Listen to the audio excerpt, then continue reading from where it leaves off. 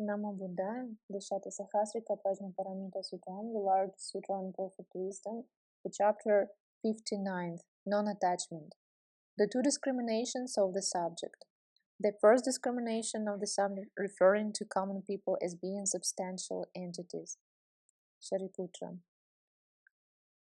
In the core verity, Venerable Subhuti courses the Bodhisattva, the great being who courses in perfect wisdom. In the core verily courses the Bodhisattva, the great being, Subhuti. Not in the core verily, Venerable Śāriputra courses the Bodhisattva, the great being who courses in the perfection of wisdom. And why? For without a solid core is the perfection of wisdom, and everything up to the knowledge of all modes. And why? A Bodhisattva, a great being who courses in the perfection of wisdom, can obviously not apprehend or review that which is without a solid core. How then again could he get at the core, etc.? He cannot apprehend the knowledge of all modes, which has no solid core. How then could he apprehend its core? Thereupon it occurred to a great many of the gods of the sphere of sense, desire, and form, worthy of homage are those sons and daughters of good family who have raised their thought to the utmost right and perfect enlightenment, and who course here in this deep perfection of wisdom, as it has been explained, and who, although they course in this meaning, do not realize the reality limit, by the realization of which they would be situated on the level of the disciple and or pratica Buddhas. In this way also are the Bodhisattvas the great beings worthy of homage, for they do not realize this Dharmahood. Subhuti. Not that, O gods, is hard for the Bodhisattvas the great beings, that they do not realize this Dharmahood, when its realization would situate them on the level of the disciples or pratica Buddhas. But this, O gods, is extremely hard for them, that they put on the armor of the resolution to lead countless beings to nirvana, when absolutely those beings whom they would lead to nirvana cannot be apprehended. When he courses thus, the Bodhisattva, the great being, becomes one who has set out for the supreme enlightenment, for he has decided to discipline all beings. One would think of discipline and space if one were to think of discipline and beings. And why? For the isolatedness of space should the isolatedness of beings be seen. From the emptiness of the space should the emptiness of the beings be seen. From the unsubstantiality of space, the unsubstantiality of beings, from the vanity of space, the vanity of beings. In this way also gods are doers of what is hard, the bodhisattvas, the great beings who put on the armor for the sake of beings who do not exist. Those who for the sake of beings put on the armor are like people who would want to dispute with space, and that armor which has been put on by the bodhisattva, the great being, and those beings for the will of whom he has put on that armor, they likewise are not apprehended. And why? From the isolatedness of beings should the isolatedness of the armor be seen. If a bodhisattva, a great being, when this is being taught, does not lose heart, then he courses in perfect wisdom. And why? For form, the isolatedness of form, etc., should be inferred, the isolatedness of beings as well as that of the knowledge of all modes. If when the isolatedness of all dharmas is being taught, a bodhisattva does not lose heart, feels no despondency, and does not tremble in his mind, then he courses in perfect wisdom. The second discrimination of the subject, referring to the holy persons as being conceptual entities. The word. For what reason, Subhuti, does the Bodhisattva, the great being, not lose heart in the perfection of wisdom? Subhuti. Because of the non-beingness of all dharmas does the Bodhisattva, the great being, not lose heart in the perfection of wisdom, because of their isolatedness, that calm, their unproducedness. It is for that reason that he doesn't lose heart in the perfection of wisdom. And why? For he is not apprehended who would lose heart, or that whereby he would lose heart, or that whereabout he would lose heart. All these dharmas do not exist. If a bodhisattva, a great being, when this is being taught, doesn't lose heart, is not cast down, doesn't get cowed, depressed, or stolid, and remains unafraid, then he courses in perfect wisdom. And why? For all those dharmas do not exist, he who would lose heart, that whereby he would lose heart, or that whereabout he would lose heart. When he courses thus, the gods round Indra, round Brahma, round Prajapati, pay homage to the Bodhisattva, the great being, the Lord. There are not the only gods to pay homage to the Bodhisattva, the great being, who thus courses in perfect wisdom, but also those gods who have quite passed beyond materiality of any kind, the Subhakrishna gods, the Gruhatpala gods, etc., to the gods of the pure abode pay homage to him, and the Tathagatas who reside in countless world systems, they also bring him to mind. This Bodhisattva who courses in perfect wisdom fulfills the perfection of giving, etc., to the knowledge of all modes. But the Bodhisattva who courses in perfect wisdom, and whom the Buddhas and Lords bring to mind, he should be borne in mind as a candidate to Buddhahood. If all beings in world system, countless like the sands of the Ganga, should become evil Maras, and if each evil Mara would conjure up just as many evil Maras, they all would be powerless to obstruct that Bodhisattva, that great being. Endowed with two dharmas, does the Bodhisattva become one hard to assail by the evil Maras? He surveys all dharmas from emptiness and doesn't abandon any being. Endowed with two other dharmas, does the Bodhisattva, the great being who courses in perfect wisdom, become one hard to assail by the evil Maras? As he speaks, so he acts, and he is brought to mind by the Buddhas, the Lords. When a Bodhisattva courses thus, deities will think of approaching him. They will honor him, will ask questions and counter questions, and will strengthen his determination by saying to him, "Soon, son of good family, shall you reach the enlightenment of a Buddha. Therefore, then, son of good family, do dwell just in this dwelling, the dwelling of emptiness, of the signless, of the wishless." And why? For dwelling in this dwelling, you shall become a savior of the helpless, a refuge to those without refuge or shelter of the defenseless, the final relief of those who are without one, a place of rest for those without resting place, and an island to those without one, and a true light to the blind.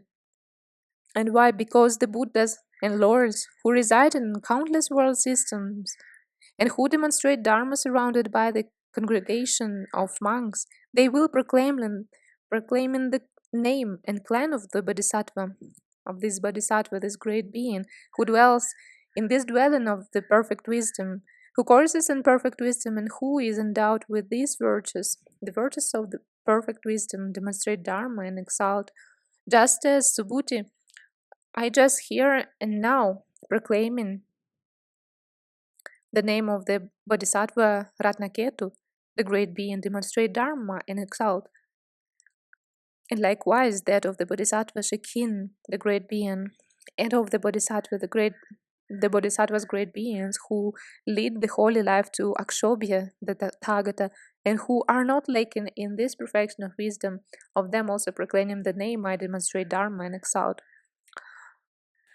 And the Buddhas, the Lords, who reside in each of the 10 directions and demonstrate Dharma, they demonstrate the Dharma with a thrill and with much exaltation to the Bodhisattvas, the great beings, who with them thus lead the holy life and who are not without this perfection of wisdom, and likewise to the Bodhisattvas who, beginning with the first thought of enlightenment, purify the path to enlightenment until they reach the knowledge of all modes. And why? Because doers of that as hard are the Bodhisattvas, the great beings who make progress, so that she who is the guide of the Buddhas should suffer no interruption. Subhuti, of which Bodhisattvas, the great beings, do the Buddhas, the Lords, proclaim the name when they demonstrate Dharma of the reversible or irreversible. The Lord, there are Subhuti, irreversible Bodhisattvas, great beings who course in perfect wisdom, and there are also unpredicted Bodhisattvas who do so. To them the Buddhas and Lords demonstrate Dharma with a thrill and with much exaltation. Subhuti, and who are they, O Lord? Lord, Those who under Akshobhya the Tathagata course on the pilgrimage of a Bodhisattva and well engaged on regular training.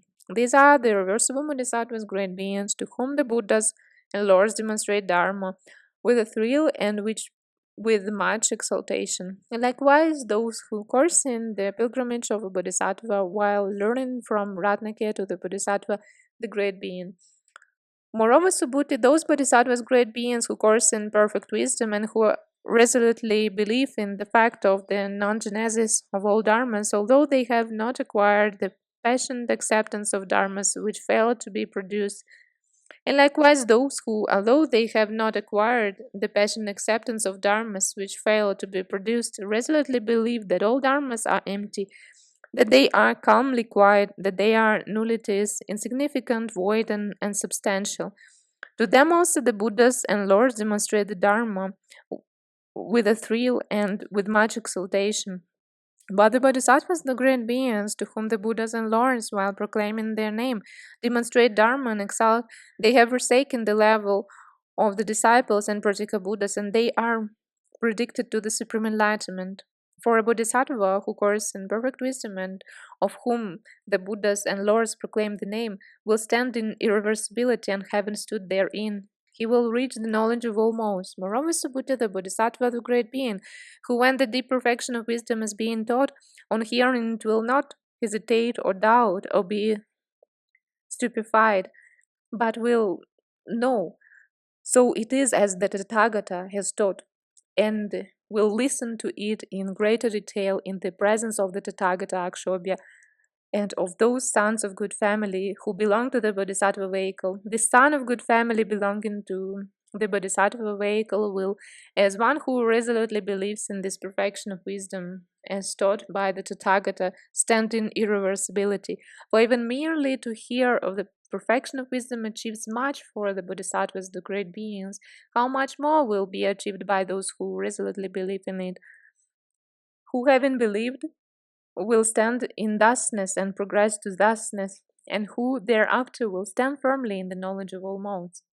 Subhuti, if again a Lord, when he has stood in thusness and progressed to it, no Dharma has been apprehended, how will he stand firmly in the knowledge of all modes, since as distinct from suchness no separate Dharma can be apprehended? Who then will stand in suchness, or who will having stood in suchness fully know the supreme enlightenment and demonstrate Dharma? The suchness to begin with cannot be apprehended. How much more so he who, having stood in suchness, knows full enlightenment demonstrates Dharma? That cannot possibly be, the Lord. So it is, Subhuti, so it is just as you say. And why? Whether the Tathagatas are produced or whether the Tathagatas are not produced, there stands firmly established this suchness of Dharmas, their non-falselessness, unaltered suchness, Dharmahood. There stands just this Dharma element of Dharmas, the established order of Dharma, the fixed sequence of Dharma, the reality limit. In this suchness, no one will stand, nor will anyone, having stood in suchness, know full enlightenment or demonstrate Dharma. And why? For therein in this suchness no production is apprehended, no passing away, no alteration of what is established, and in such Dharma no one can stand, nor can he, having stood in it, know full enlightenment, and much less can he demonstrate Dharma. That cannot possibly be. Chakra. Deep, Lord, is this perfection of wisdom. Doers of what is hard are the Bodhisattvas who want to know full enlightenment. And why? For no Dharma, O Lord, can be apprehended, nor can anyone stand in suchness, or know full enlightenment, or demonstrate Dharma. And yet that doesn't cow them, nor do they hesitate, nor they stupefied. The first discrimination of the object referring to the alternative of the whole of worldly activity. The discrimination in its own being. Subhuti. How can an illusory thought know full enlightenment? The Lord. What do you think, Subhuti? Can you review as a separate reality that illusory thought? Subhuti. No, indeed, the Lord. I can review neither illusion nor a thought which is like illusion. The Lord. What do you think, Subhuti? Can that thought wherein you can review neither illusion nor an illusory thought know full enlightenment? Subhuti. No, indeed, the Lord. The Lord. What do you think, Subhuti? Can you then review that Dharma which will know full enlightenment as something other than an illusion or an illusory thought? Subhuti: no, I cannot, O Lord, since I cannot see any Dharma outside this world of illusoriness. To which Dharma can I point and say it is or it is not? To a Dharma which is absolutely isolated, no isnness or not-isness can be attributed. A Dharma cannot know full enlightenment if it is absolutely isolated or if it doesn't exist. And why? Because all the dharmas which could defile or purify do not exist. And why? Because the perfection of wisdom, as well as the other five perfections, as well as enlightenment, they are all absolutely isolated. And a dharma which is absolutely isolated, that should not be developed nor undeveloped. Nor does this perfection of wisdom, because it is absolutely isolated, bring about any dharma. The perfection of wisdom is absolutely isolated. How then can a bodhisattva, by resorting to it, know full enlightenment? Even full enlightenment is absolutely isolated. How then can the isolated understand the isolated? The Lord: well said, Subhuti, well said. So it is, Subhuti, so it is. For the perfection of wisdom is absolutely isolated, and so are the other five perfections, enlightenment and the knowledge of all modes. And insofar as the perfection of wisdom, etc., to the knowledge of all modes are absolutely isolated, insofar is an absolutely isolated supreme enlightenment fully known. If the perfection of wisdom, etc., to the knowledge of all modes were not absolutely isolated, then they would not be the perfection of wisdom and knowledge of all modes. Therefore, then, Subhuti, insofar as the perfection of wisdom, etc., to the knowledge of all modes are absolutely isolated, and full enlightenment cannot be known by resorting to the perfection of wisdom, for the isolated cannot be fully known the isolated. And yet the supreme enlightenment is fully known, but not without resorting to the perfection of wisdom. Subhuti: in a deep object courses the Bodhisattva, the great being, the Lord. So it is, Subhuti, so it is. In a deep object courses the Bodhisattva, the great being. The doer of what is hard is the Bodhisattva, that great being, when he courses in a deep object, but doesn't realize that object on a level of disciple of Pratika Buddha. Subhuti: as I understand the meaning of the Lord's teaching, the Bodhisattva, the great being, doesn't do anything that is hard to do. How can he be a doer of what is hard, and why? Because that object cannot be apprehended which could be realized, nor that perfection of wisdom through which he would realize, nor that Dharma which would realize. When all Dharmas cannot be apprehended, what is the object he will realize? What is the Dharma he will realize? So that he can know full enlightenment. This is the Bodhisattva's coursing in the baseless, through which he loses his blindness of all dharmas. If when this is being taught, a bodhisattva doesn't despond or become cowed or afraid, then thus coursing, a bodhisattva courses in perfect wisdom. He doesn't, however, review the fact that he courses, nor the perfection of wisdom, nor that he will know full enlightenment.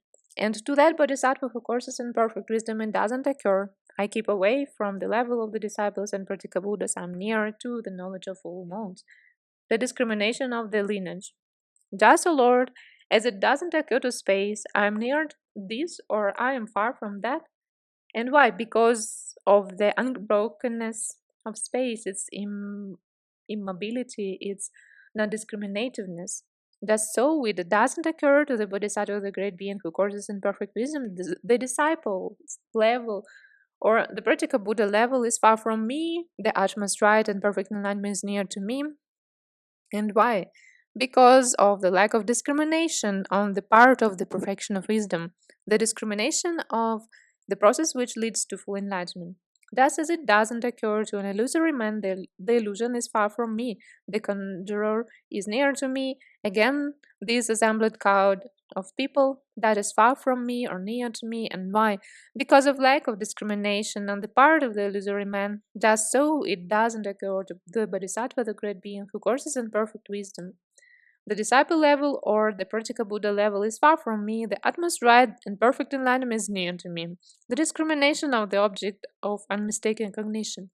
Just as it does not occur to a reflected image, the object by which the reflected image has risen, that is near to me, but again those who have approached in that mirror or bowl of water, they are far from me. And why? Because of lack of discrimination on the part of the reflected image. Just so it doesn't occur to the Bodhisattva, the great being who courses in perfection of wisdom. The disciple level or the Pratyeka Buddha level is far from me. The utmost right and perfect enlightenment is near to me. And why? Because of the lack of discrimination on the part of the perfection of wisdom. For, O Lord, to the perfection of wisdom nothing is dear or undear. And why? Because the own being of that which would be dear or undear cannot be apprehended. The discrimination of points to be shunned and antidotes. Thus, as for the Tathagata, the Arhat, the fully enlightened one, nothing dear or undear exists, just so also for the perfection of wisdom, the discrimination of one's own spiritual achievements. Just as the Tathagata is one who has forsaken all constructions and discriminations, just so has the perfection of wisdom forsaken all constructions and discriminations on account of its non-discrimination. The discrimination of the doer. Just as it doesn't occur to a magical creation of the Tathagata, the disciple level or the Pratyeka Buddha level is far from me. Full enlightenment is near to me. And why? Because of the lack of discrimination on the part of the Tathagata and of its magical creation. Thus so also it doesn't occur to a Bodhisattva, a great being who courses in perfect on the perfection of wisdom. The disciple level or Pratyeka Buddha level is far from me. Full enlightenment is near to me. The discrimination of the activity. Just as when the Tathagata conjures up a fictitious magical creation here, for whose sake the magical creation performs its work, and that magical creation itself are undiscriminated, undifferentiated, just so that for the sake of which the perfection of wisdom is developed and does its work, and that perfection of wisdom itself are undiscriminated, undifferentiated. The discrimination of the actions with their fruits. Just as an expert metronome mason's apprentice may have made a machine in the shape of a woman, a man, an elephant, or a bull, for whatever work it has been made, that work it performs, and that machine has no discrimination. Thus, so the perfection of wisdom performs the work for the sake of which it is developed, and yet it is indiscriminate. The second discrimination of the object referring to the alternative of withdrawal from activity, which is ninefold. The deficiency in spiritual achievement, which results when samsara and nirvana or becoming and quietude are allowed to fall apart. Subhuti. For how long then has this Bodhisattva, the great being, set out who is endowed with this skill and means? The Lord. For countless hundreds of thousands of nutas of kotis of eons. Subhuti. How many Buddhas and Lords have those Bodhisattvas honored? The Lord. They have honored Buddhas and Lords countless as sands of the Ganga. Subhuti. How large is the wholesome root which they have planted? The Lord. From the first thought of enlightenment onwards, there is no perfection of giving, etc., to no perfection of wisdom which they have not fulfilled. Subhuti. It is wonderful, O Lord, how these Bodhisattvas are endowed with this skill and means. The Lord. So it is, Subhuti, so it is, just as the disk of the sun and moon light up in the four continents, follow them and revolve round them. Just so the perfection of wisdom does the work of the five perfections, and the five perfections follow it and resolve round it. When they do not lack in the perfection of wisdom, the five perfections get the designation of perfections, but not so when they do lack in it. Just as the world ruler, when he lacks in the seven precious things, doesn't get the name of world ruler, just so when they lack in perfection of wisdom, the five perfections do not get the designation of perfections. The discrimination of the absence of assistance from the good friend and from skill and means. Just as Subhuti, a woman without a husband, is easily assailed by rogues, just so Subhuti, the five perfections, when lacking in perfection of wisdom, are easily assailed by Mara, evil one, and by the divinities of his hosts. The discrimination of the incompletedness of the progress. Just as Subhuti in battle, a man who is armed with the complete armor is hard to assail by hostile kings, enemies, or foes, just so when they are not lacking in the perfection of wisdom, The 5 perfections are hard to assail by Mara, evil one, in the divinities, by the divinities of his host, by conceited persons, etc., by those who are outcasts among bodhisattvas. The discrimination of the fact that one goes to outsiders for help. Just as Subhuti, the commanders of forts, act in obedience to the world ruler and are at all times ready to serve him, just so the 5 perfections, when taken hold of by the perfection of wisdom, arrive at where the knowledge of all modes is. The discrimination of going back on the program. Just as Subhuti, whatever small rivers there are, they all flow into the river Ganga and come to the great ocean together with it. Just so the 5 perfections, when taken hold of by the perfection of wisdom, arrive at where the knowledge of all mode is.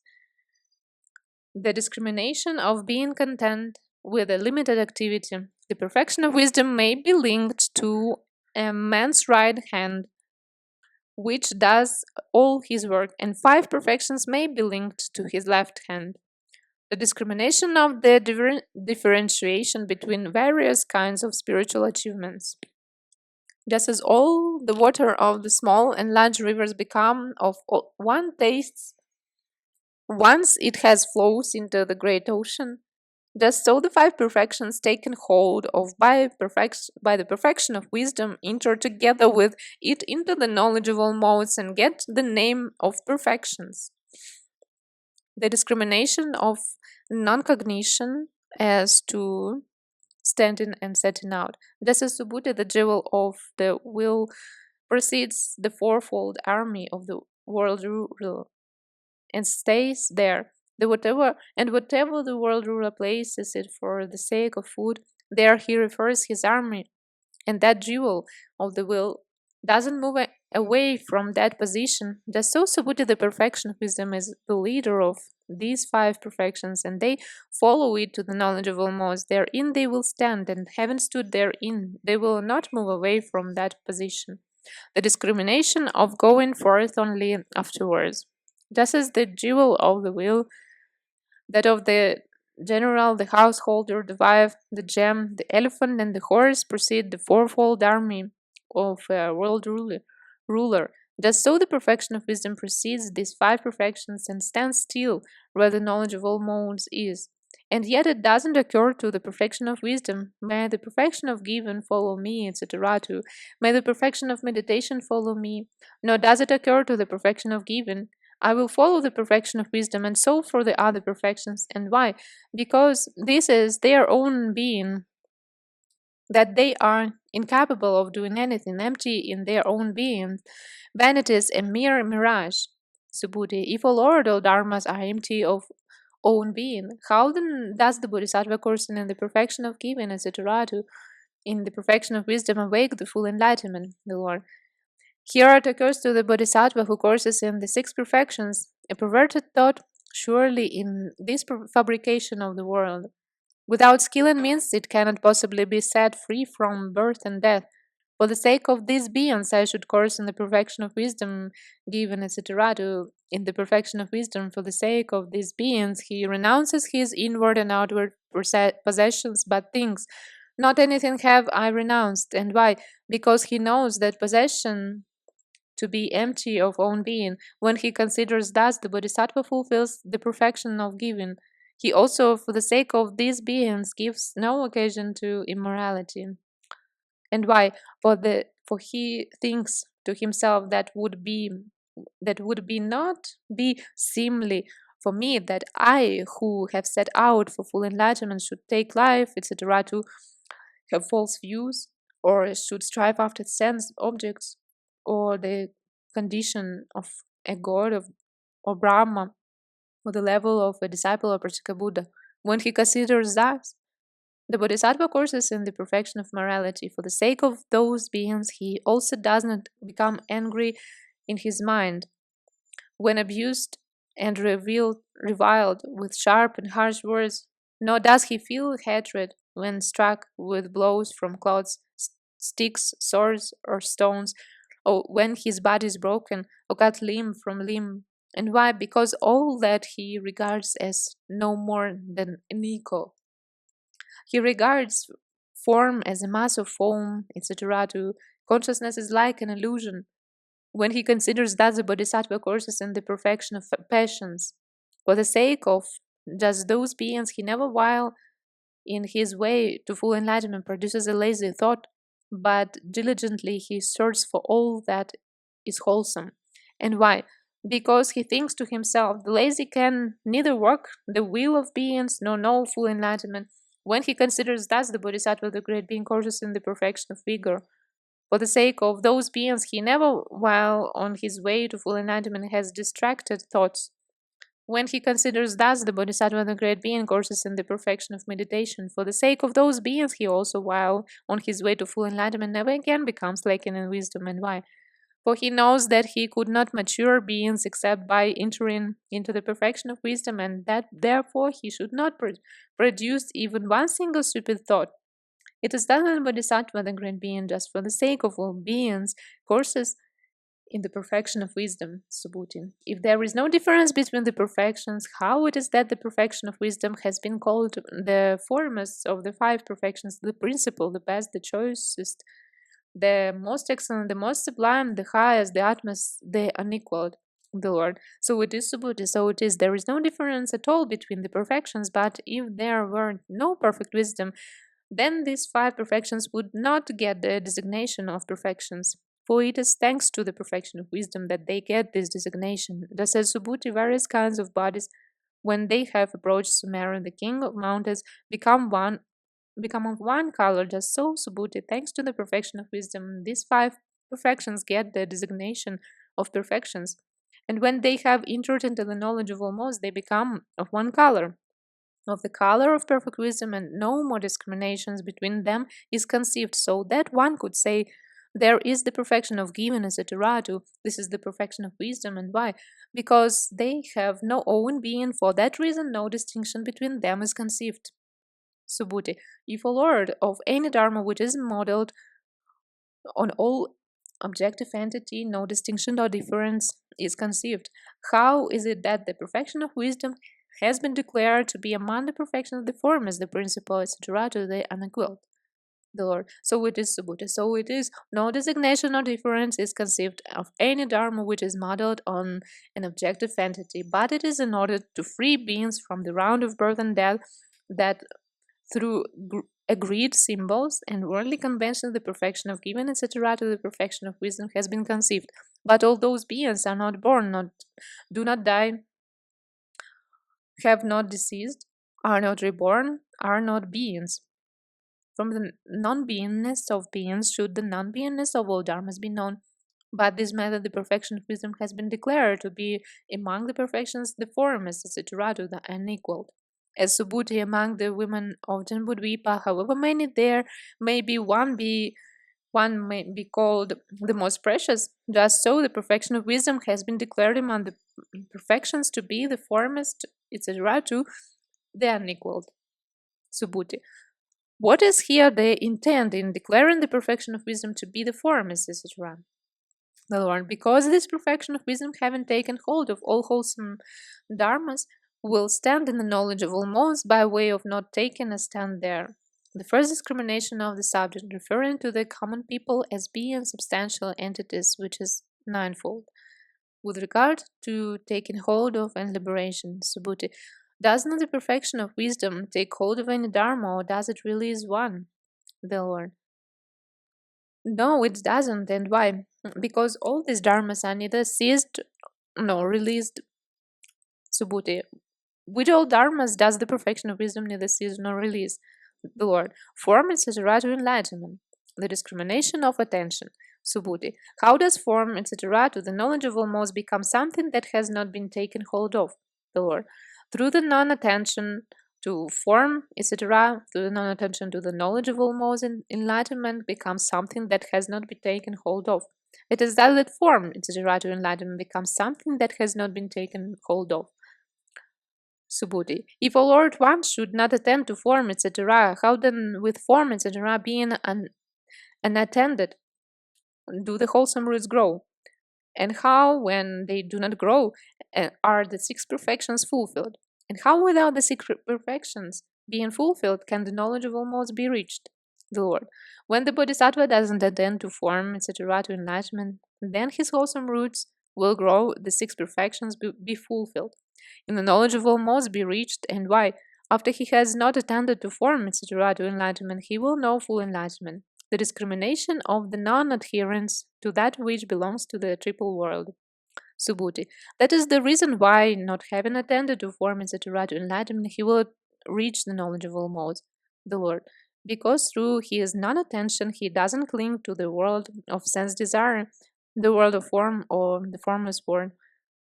By this non-attention, he doesn't cling to anything. It is thus indeed that the Bodhisattva, the great being, who courses in perfect wisdom, should not cling to any Dharma whatever. The discrimination of the standing place. Subhuti. When the Bodhisattva, the great being, thus courses in perfect wisdom, where then will he stand? The Lord. When he courses thus, the Bodhisattva, the great being, will not stand in forms or in anything else up to the knowledge of all modes.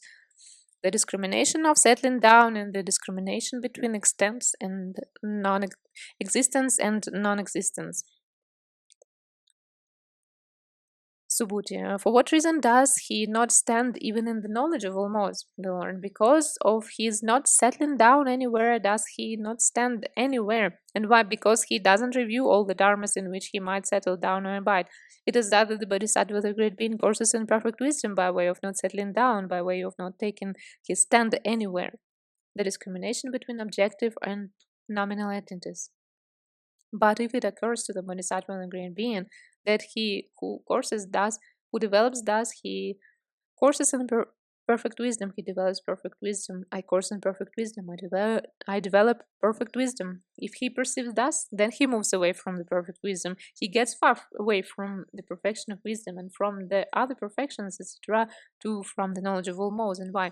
Because the perfection of wisdom doesn't settle down in any dharma, nor it is capable of doing so. And why? Because that wherein one could settle down has no own being. If again the Bodhisattva, the great being, perceives even the perfection of wisdom, then he has fallen away from it.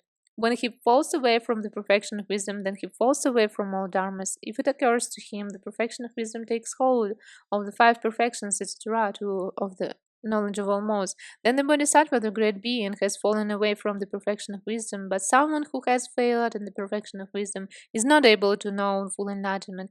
If again it occurs to him, one who has stood in this perfection of wisdom will be predicted to full enlightenment, then the Bodhisattva, the great being, has fallen away from the perfection of wisdom. And someone who has fallen away from the perfection of wisdom is not predicted to full enlightenment. If again it occurs to him, Bodhisattva, a great being who has stood in this perfection of wisdom, consummates the perfection of given, etc., to the great compassion, then the Bodhisattva, the great being, has fallen away from the perfection of wisdom. And why? Because someone who has fallen away from the perfection of wisdom is not capable of consummating the perfection of given, etc., to the great compassion. If again it occurs to him that the Tathagata has taken hold of all dharmas, on his own he has fully known them, and then he has proclaimed, demonstrated, and revealed them, then the Bodhisattva, the great being, has fallen away from the perfection of wisdom. And why? Because the Tathagata doesn't conceive any dharma. How much less will he fully know one? That is quite impossible. The discrimination of attachment. Subhuti. How can a Bodhisattva, a great being, who courses in perfect wisdom, be without these faults? The Lord. If the Bodhisattva, the great being, who courses in perfect wisdom, perceives that all dharmas is unattached and not taken hold of, cannot be fully known. If he courses thus, then he courses in perfect wisdom. But if he settles down in a dharma which he cannot possibly take hold of, then he lacks in perfect wisdom. And why? Because imperfection of wisdom cannot be expressed by way of settling down. The discrimination of antidotes. Subhuti. If then the perfection of wisdom not lacking in the perfection of wisdom, etc., is the knowledge of all modes not lacking in the perfection in the knowledge of all modes?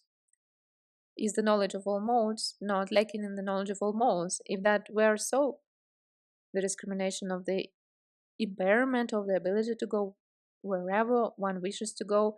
How then can the perfection of wisdom be consummated, etc.? How can the knowledge of all modes be consummated?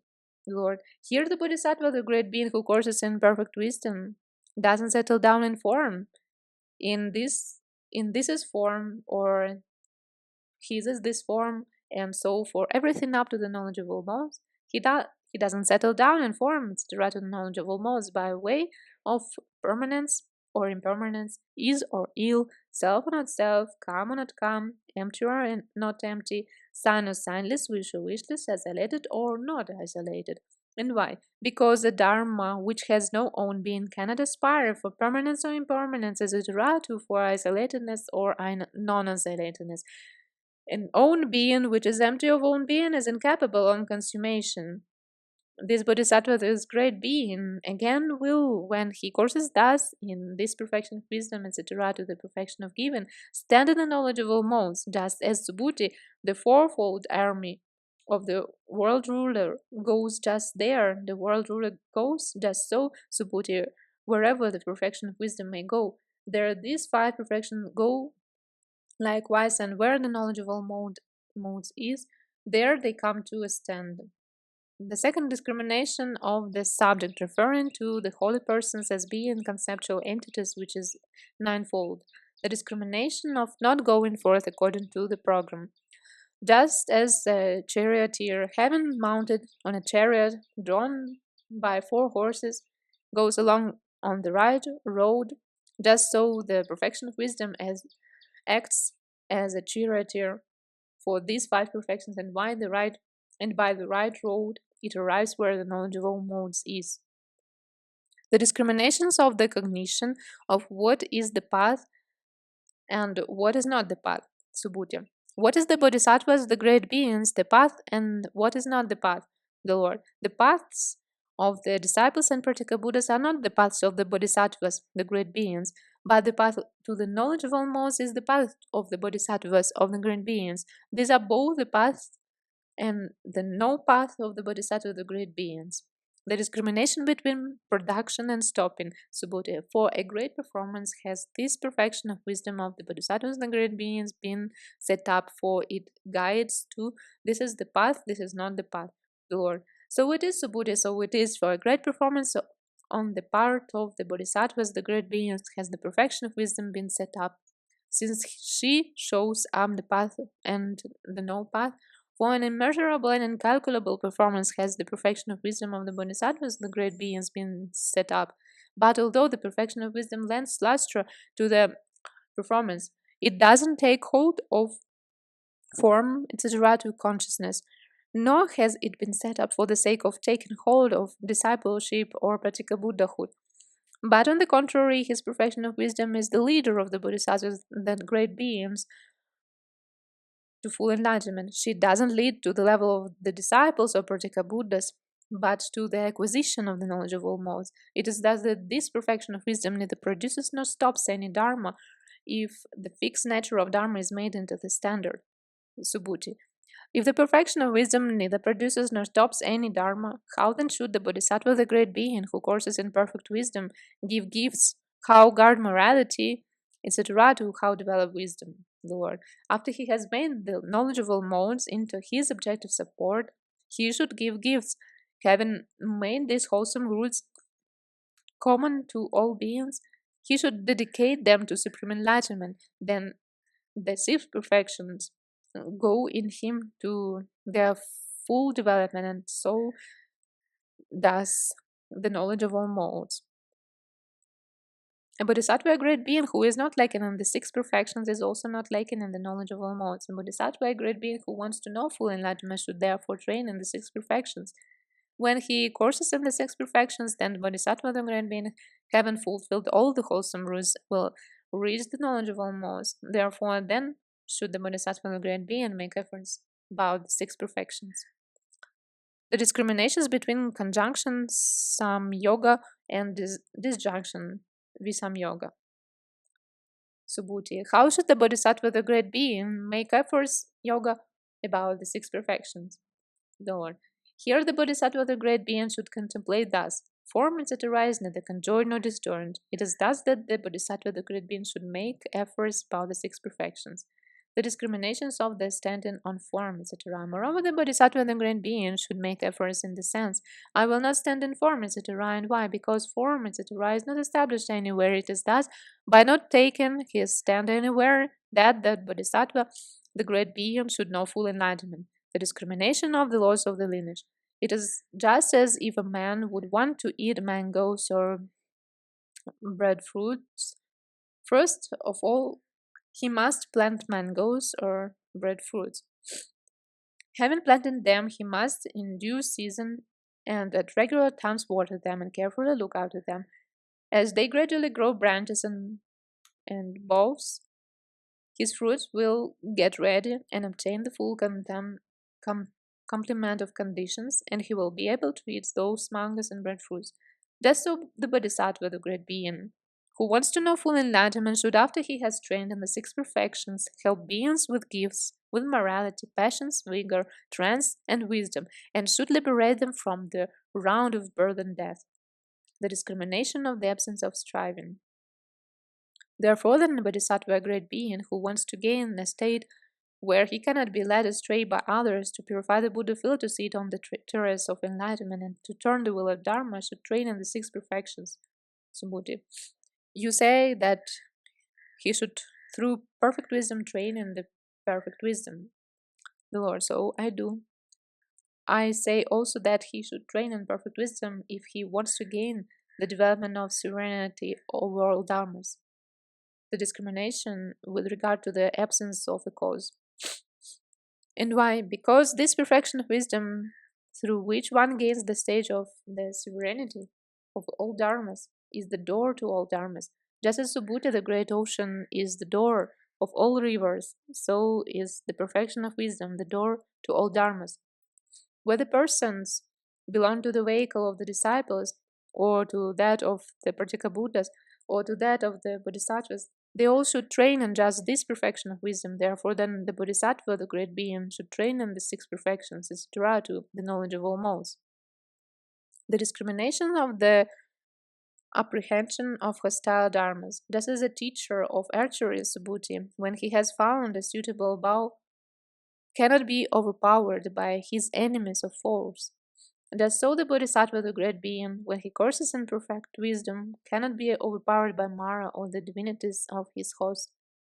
Therefore, then, the Bodhisattva, the great being, who wants to know full enlightenment, should train in the perfect wisdom. And when he courses in perfect wisdom, then the past, future, present Buddhas and Lords bring him to mind. Subhuti. How do the Buddhas and Lords bring to mind the Bodhisattva, the great being, who courses in the perfections, in the emptinesses, and etc., to the knowledge of all modes? The Lord. Here, Subhuti, the past, future, and present Buddhas and Lords bring to mind the Bodhisattva, the great being who courses in the six perfections, but in such a way that thereby no given morality, etc., to wisdom is apprehended. Through non-apprehension, they thus bring to mind the Bodhisattva, the great being. Moreover, the Buddhas and Lords do not bring the Bodhisattva, the great being, to mind through form, etc., through the knowledge of all modes. Three reasons for the attainment of full enlightenment. The indication of the great achievement to others. Subhuti. When you say Kaushika, doers of what is hard are the Bodhisattvas, the great beings, who have neither hesitation nor stupefaction about these deep dharmas. Where all dharmas are empty, who can have any hesitation or stupefaction about them? Chakra. Whatever Subhuti the elder may expound, all that he expounds with reference to emptiness, and he doesn't get stuck anywhere, just as an arrow shot into the air doesn't get stuck anywhere, just as an arrow shot into the air doesn't get stuck anywhere, just so Subhuti the elder's demonstration of Dharma. This is the end of 59th chapter of the large sutra on perfect wisdom, the Satasahasrika Prajnaparamita Sutram.